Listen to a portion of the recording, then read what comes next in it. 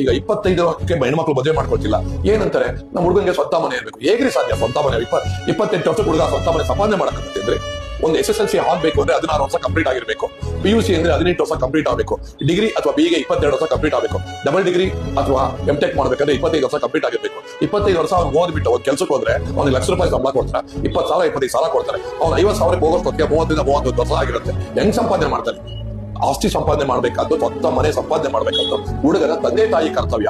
ಅವ್ರಿಗೂ ಕರ್ತವ್ಯಗಳಿರುತ್ತೆ. ಆ ಹುಡುಗನ ತಂದೆ ತಾಯಿಗೂ ಅಣ್ಣ ತಮ್ಮ ಅಕ್ಕ ತಂಗಿರು ಇರ್ತಾರೆ, ಅವ್ರಿಗೆಲ್ಲ ಮದುವೆ ಮಾಡ್ಬೇಕಾಗತ್ತೆ. ಎಲ್ಲ ಅಂದ್ರೆ ಬೆಂಗಳೂರಲ್ಲಿ ನಾವು ಸುಮಾರು 1,70,00,000 ಜನಸಂಖ್ಯೆ ಇದೀವಿ. 1,70,00,000 ಮನೆಗಳಿದೆಯಾ ಬೆಂಗಳೂರಲ್ಲಿ?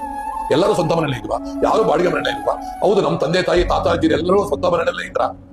ಯಾಕೆ ಈ ರೀತಿ ಒಂದು ಕಲ್ಪನೆಗೆ ಹೋಗ್ತೀರಾ?